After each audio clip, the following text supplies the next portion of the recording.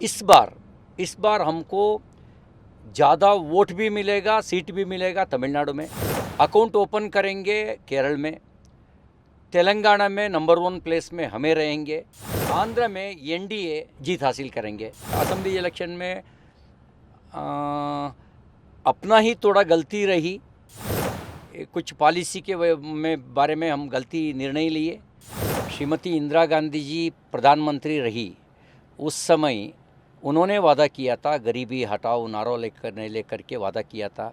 गरीबों को गरीबी निकल गए क्या? केवल कांग्रेसियों को गरीबी निकल गई है। जमीन से लेकर पाताल और आकाश तक लूट लिया।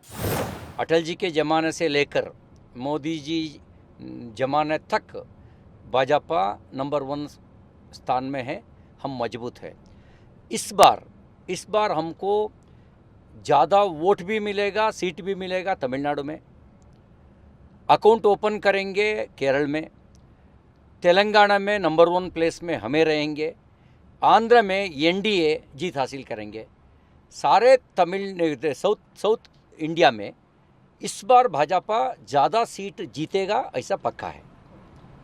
लेकिन सारे साउथ इंडिया में आप कह रहे हैं भाजपा ज्यादा सीट जीतेगा। अगर 2019 की बात करें तो हमने देखा कि 29 ओवरऑल बीजेपी ने सीट, एनडीए पूरा मिलाकर 29 सीट्स था इस बार, और जिसमें सबसे ज्यादा जो संख्या थी डेफिनेटली कर्नाटका की थी 25। तो क्या इस बार भी उतनी ही सीटें ला पाएंगे? हाँ, इस बार हम लोग लक्ष्य रखा है 28 सीट में भी हम जीत हासिल करना, एनडीए के नाते ऐसा जीत हासिल करना, ऐसा लक्ष्य में रखा है। कर्नाटक में जीत सकता है। इंडिपेंडेंट एमपी रहे मंड्या में सुमलता जी, वो भाजपा में शामिल हो चुका है। जेडीएस 2019 में भाजपा के खिलाफ लड़े, इस बार भाजपा का साथ है। वो लोग 3 सीट में लड़ रहा है एनडीए प्रत्याशी के नाते।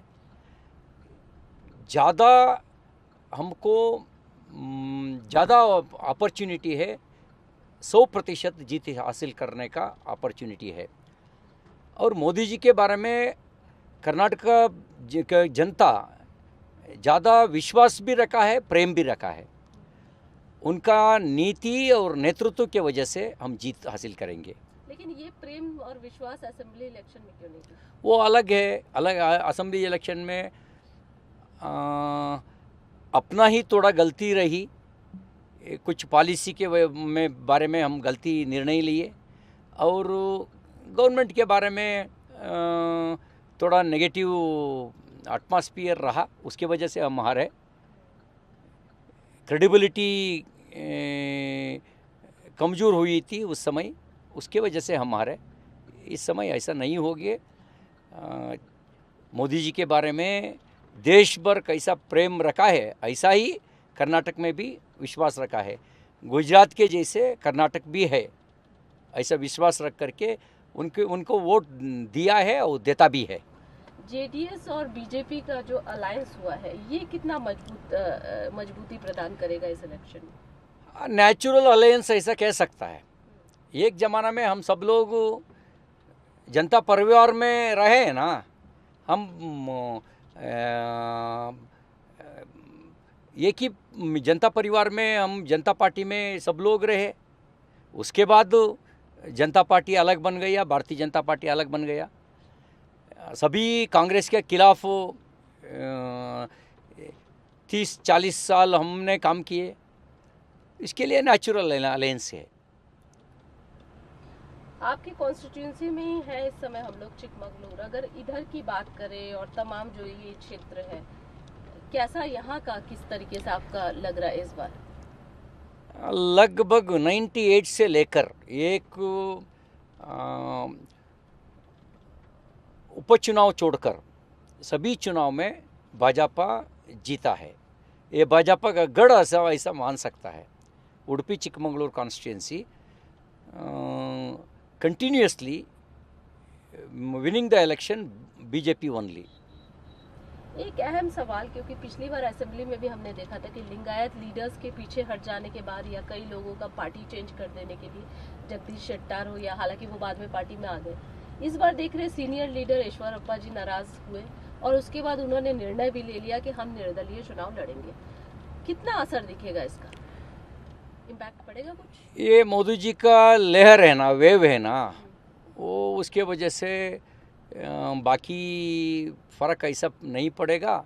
हम जीतेंगे, सभी कॉन्स्टिट्यूंसी में हम जीतेंगे। हाँ ठीक है, ईश्वरप्पा जी के एक बड़ा नेता रहे, अपना ही नेता रहे।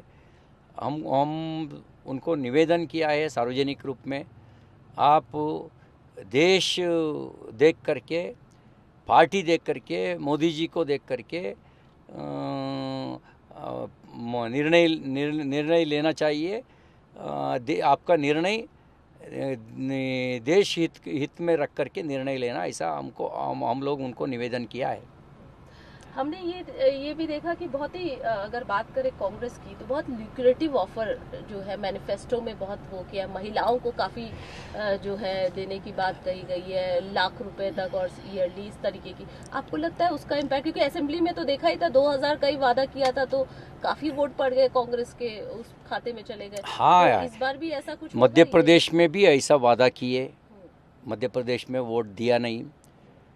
श्रीमती इंदिरा गांधी जी प्रधानमंत्री रही, उस समय उन्होंने वादा किया था, गरीबी हटाओ नारा लेकर के वादा किया था। गरीबों को गरीबी निकल गए क्या? केवल कांग्रेसियों को गरीबी निकल गई है। कांग्रेसियों को घर में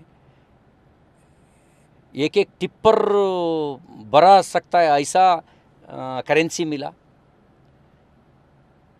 बैलगाड़ी से आकर के राजनीति करने वाला एक नेता है कर्नाटक में, उनका संपत्ति आज 4000 करोड़ रुपए का संपत्ति है। ये कांग्रेस नेता है। ऐसा संपत्ति कहाँ से आया? गरीबों को लूट लिया वो लोग। गरीबों को गरीबी हटाओ नहीं, केवल कांग्रेसियों को गरीब हट गया है। सब लोग मानता है वो झूठ बोलने वाला है, लूट करने वाला है। कब सत्ता में रहे उस समय गरीबों को याद किए थे क्या? वो लोग भूल गए थे। केवल हर दिन स्कैम स्कैम स्कैम स्कैम के बिना कोई नहीं, घोटाले के बिना कोई अखबार में नहीं आते था। जमीन से लेकर पाताल और आकाश तक लूट लिया, आसमान तक लूट लिया। लूटने के लिए लाइसेंस मांगना चाहता है वो लोग, वोट के माध्यम से। मान सकता है क्या? देश को बर्बाद करेंगे वो लोग। उसके लिए मानने वाला नहीं है, उसको वादा झूठ है, सब लोगों को मानता है। जनता ने उत्तर देता है।